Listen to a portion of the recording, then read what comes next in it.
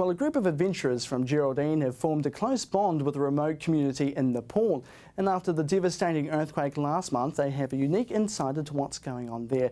Joining me now is Mark Stocker from Forgotten Sherpas. And Mark, thank you so much for joining me today. You've come all the way from Geraldine, haven't you? Yes, I have. Fantastic. Yes. Let's just talk about what Forgotten Sherpas is and what it actually does. Forgotten Sherpas of Nepal Trust is a trust that was established in 2013, and how it began was some years ago our New Zealand leader George Hunter, who was the founder of our Forgotten Sherpas Trust, travelled to Nepal early in the 2000s to trek, and he met with our guide Nima Sherpa, and Nima asked if he would be able to help him with some project work in his village. And Nima said from there he would like to have some solar lighting put into his village. So George came back to New Zealand, spoke with Tramping Club members. The Civil War broke out, of course, so nobody was able to get into Nepal at that point. Yep. But then about 2008-09 we started raising money. So a group of us from the Tramping Club who were really keen to go, we raised $15,000. Wow. And about 10 of us travelled to Nepal and we installed solar lighting. From there we identified the needs for a clean water supply. We're working in a very remote area, a long way away from the main trekking routes. There's a lot more things you identified as we know. Absolutely. We're a long way away from the main trekking routes. Further north, we're working in an area outside the Solakombu district called Okaldunga.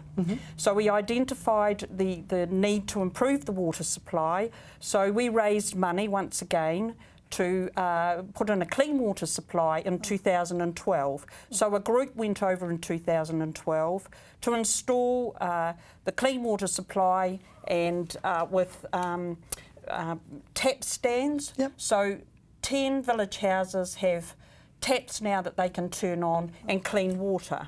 So there's a lot of projects obviously you guys have done as well. So obviously it started off as one with the solar power but moved on from there. Just get a bit of a brief insight as well. What other projects you guys have done as well? Is there other ones you've done? Yes, we have. I returned in 2011 with a teacher. I have a health background, and so from there we identified a lot of issues with health issues. For example, one little girl had walked 4 hours from another remote area on foot. The only way you can get into this area, of course, is on foot. She had impaled her foot on bamboo. Wow. And that had happened 6 weeks prior to her visiting. She knew that there was health support in the village.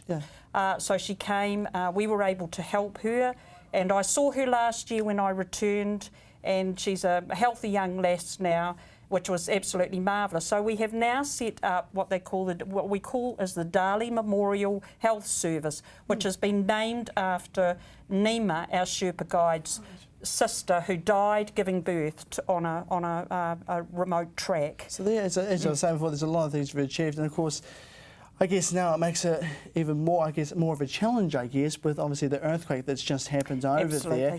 What's happening now? What's the focus for you guys now? So now, because we're supporting an area of 2,500 people in 25 villages, so we've set up a health service with trained nurses that walk from village to village, and they through the support of Dr. Mingma Sherpa. So now our priorities are, our area has been hit severely, and we are now, with the wonderful support of our Geraldine Temuka Rotary Group, raising money to buy shelter boxes, which are tents, and they come with a lot of provisions, cooker, the sleeping gear, utensils, knives and forks, so there's pots. been a lot of organisation, a lot of plans going to get all this sorted and stuff. So yeah, what's it like in the? So you're saying it's quite serious there at the moment. Just give a bit of a rundown. What it's actually like there. What is it?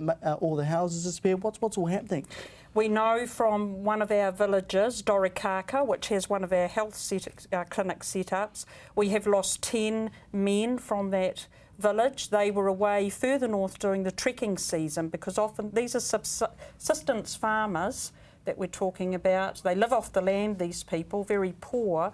So often the men leave the villages and go and work within the trekking season. Right, I see. And we've lost 10 from one village in the Langtang area, which has been hit really hard. Just really quickly, what can some of the people in Canterbury do to help? What kind of things can they do? Well, what we are looking for is to raise money to buy supplies to help these people. Particularly, we know that there's been many houses that have been destroyed. The houses that are not destroyed have been, had damage, considerable damage. They're very frightened of going into their houses due to the situation with the aftershocks. Yeah. So we're raising money to provide shelter because they're building bamboo shacks, and of course the monsoon season is coming, so that's another worry. So it's getting all prepared for that. Yes, so yes, well, that's all we have time for. Thank you so much for coming today. I really do appreciate it. Thanks so much. That's Mark Stocker from Forgotten Sherpas.